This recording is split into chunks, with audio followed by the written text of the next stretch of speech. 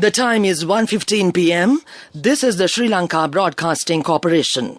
Here's the news edited by Catherine Pereira and read by Tilani Pires. The President invites to overcome challenges the country is facing without any political differences. The green agriculture policy will be implemented continuously. It has been assured to the public and the private sector that essential imports will be sourced while servicing the country's debt. Measures have been taken to pay $500 million international sovereign bonds that mature today. Tuition classes for grade 5 scholarship exam banned from tonight. And on international news, the Defence Secretary says UK sending weapons to defend Ukraine. President Rajapaksa outlined the problems faced in the past 2 years and called on members of parliament and the public to support efforts to improve the country and overcome challenges now facing the country. He made this remark after opening the second session of the 9th parliament by submitting the government policy statement today. He stated that we had to face the COVID-19 pandemic that affected the entire world at the same time. As a result of this pandemic, almost all developed and developing countries in the world had to face severe economic crisis.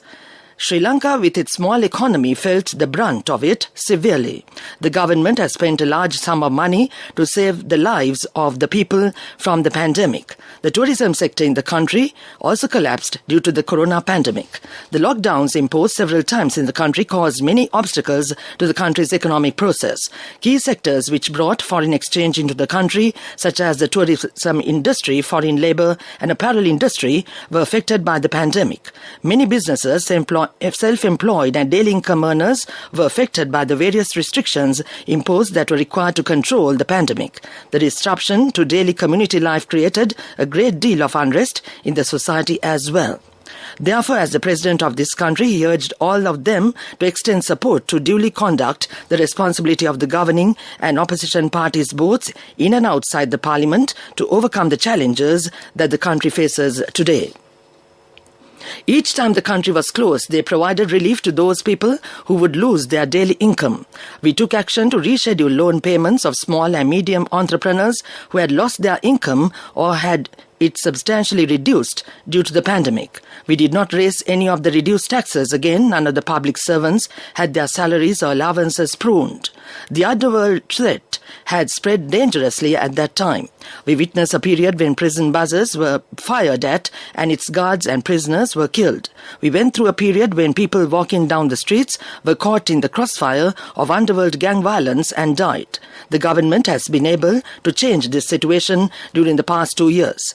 President Gotabaya Rajapaksa, delivering the government's policy statement in the House today, said no changes have been made to the green agriculture policy implemented by his administration. He also reiterated that the country had to face various challenges when implementing the green agriculture policy.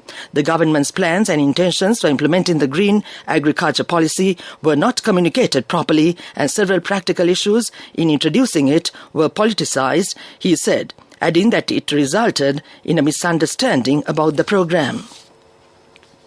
The Finance Minister Basil Rajapaksa yesterday assured the public and the private sector that essential imports will be sourced whilst servicing the country's debt. He said that President Gotabaya Rajapaksa, Prime Minister Mahinda Rajapaksa and himself have taken note of various concerns and recommendations from the leaders of the Ceylon Chamber of Commerce and TOP. He said that they have recognized the concerns not only of the private sector but also the general public.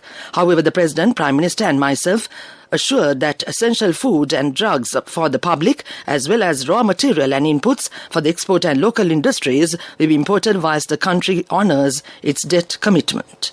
He pointed to the record $21 billion in imports last year, despite the challenging foreign reserves situation as well as an all-time high exports of over $12 billion. The impressive export performance proves that the required import input have been facilitated, the Finance Minister added.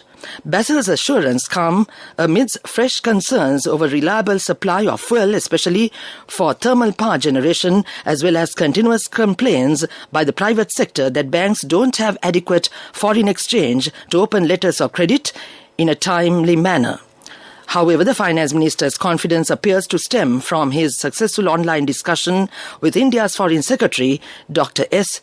Jaishankar on Saturday, where the giant neighbor showed support to the tune of $1.9 billion, as well as the central bank boosting reserves to over $3 billion by the end of last month. China as well as Japan have also assured support to Sri Lanka. Nearly $7 billion total debt repayment scheduled for this year. The $500 million international sovereign bonds, ISBs, mature today. This news broadcast comes to you from the Sri Lanka Broadcasting Corporation. The court case against the former Defence Secretary Hemasiri Fernando and the former DIG Pujit Jasundara for not taking measures to prevent the Easter Sunday attack, although they had received considerable information regarding the incidents, was convened today under the three-bench of the Colombo High Court judges. The present senior DIG in charge of the Western Province, Deshabandhu Tennakon, was a witness today.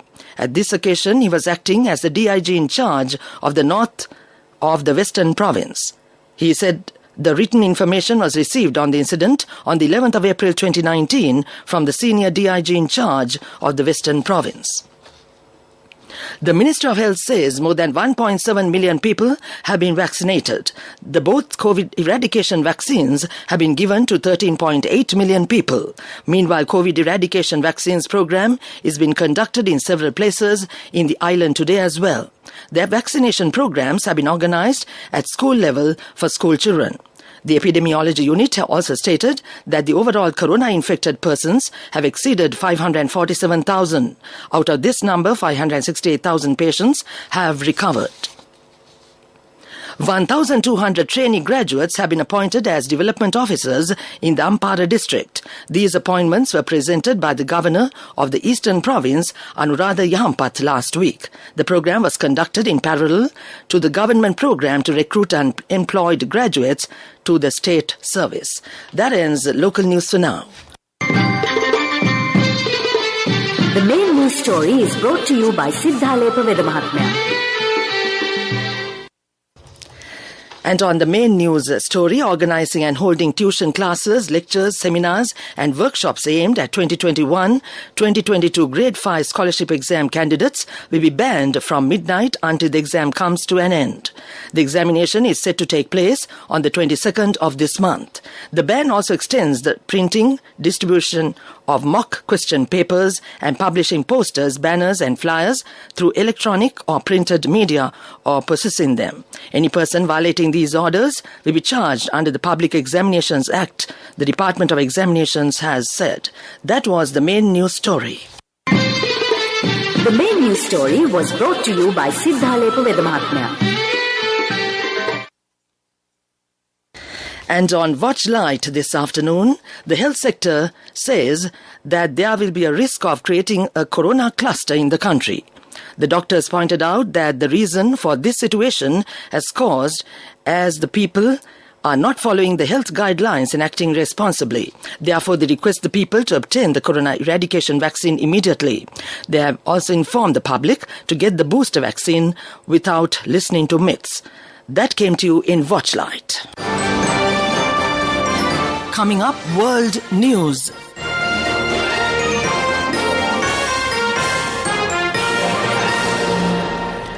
World News headlines first. Defence Secretary says UK sending weapons to defend Ukraine. Beijing city urges end to overseas deliveries over Omicron. Report says plastic crisis needs binding treaty.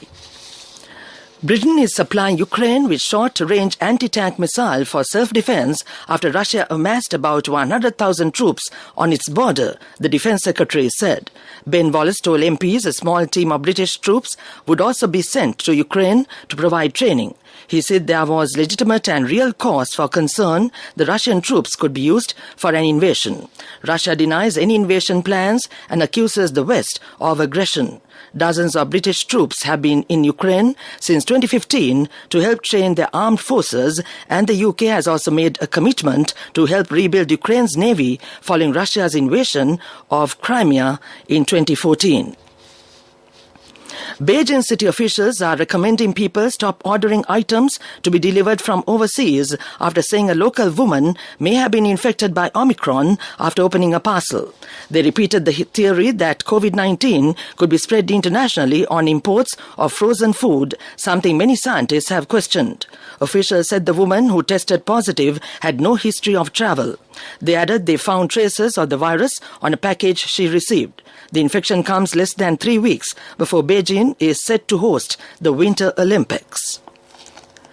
Pollution from plastic is a global emergency in need of a robust UN treaty, according to a report. The Environmental Investigation Agency EIA says there's a cascade of evidence of harm from plastics.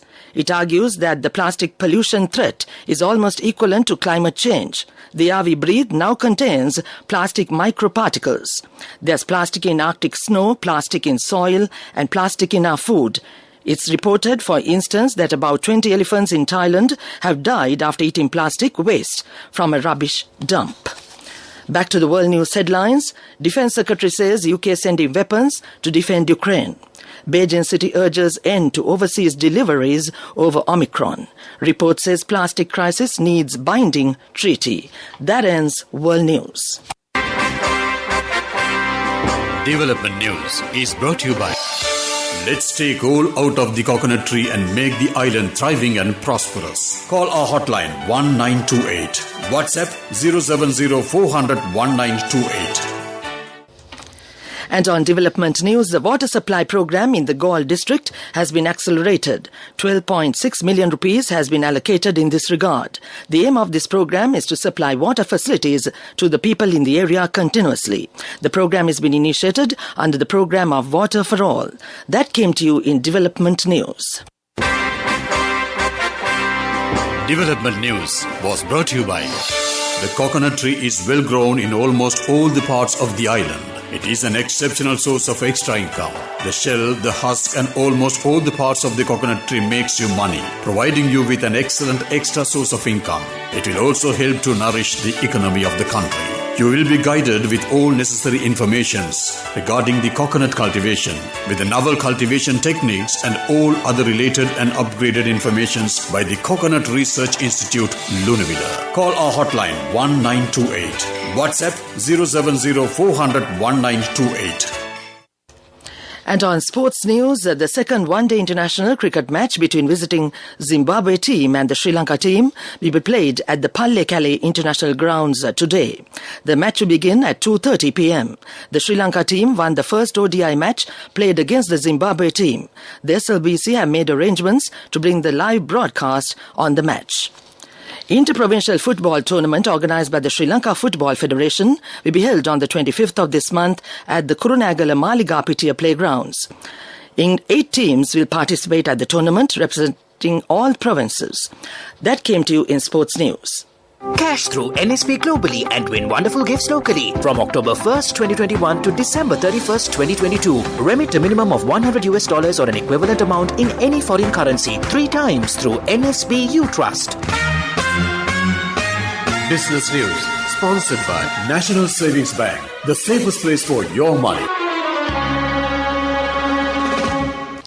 The Minister of Industry Vimal Veeravansha said that the era of living happily with loans has come to an end and the time has now come to empower industrialists who can generate foreign exchange. The Minister was addressing the 20th consecutive CNCI Achiever Awards 2021 for Industrial Excellence at Hotel Galadari Grand, which is annually organised by the Ceylon National Chamber of Industries, CNCI, to recognise and reward Sri Lankan industrialists for their performance excellence.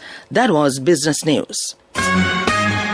Business News, sponsored by Cash through NSP globally and win wonderful gifts locally. Will you be the lucky winner of the NSP Golden Jubilee? 50 gold sovereigns for the top prize winner of the NSP Golden Jubilee. Scooters for the 10 second prize winners. iPhones for the 10 third prize winners. Mountain bikes for the 29 fourth prize winners. From October 1st, 2021 to December 31st, 2022. Remit a minimum of $100 or an equivalent amount in any foreign currency 3 times through NSB U Trust.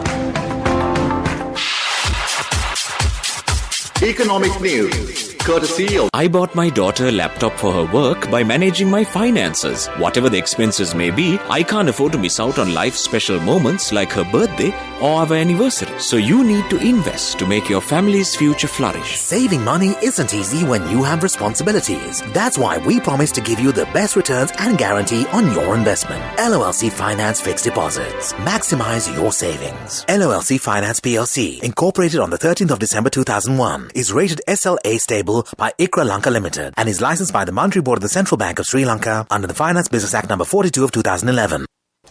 And on economic news, the Indian External Affairs Minister Dr. S. Jaishankar and Finance Minister Basil Rajapaksa during a virtual meeting agreed to remain in close touch for guiding mutually beneficial bilateral economic cooperation towards long-term economic partnership for shared progress and prosperity.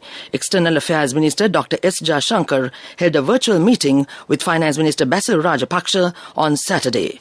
That was economic news. Saving money isn't easy when you have responsibility. That's why we promise to give you the best returns and guarantee on your investment. LOLC Finance Fixed Deposits. Maximize your savings. LOLC Finance PLC, incorporated on the 13th of December 2001, is rated SLA stable by ICRA Lanka Limited and is licensed by the Monetary Board of the Central Bank of Sri Lanka under the Finance Business Act No. 42 of 2011.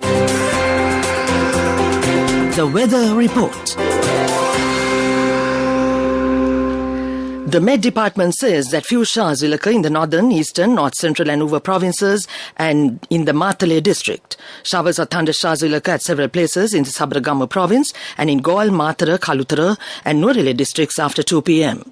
Fairly heavy showers above 50 millimeters may occur at some places in Ratnapura, Kalutara, Gaul and Matara districts. That was the weather report.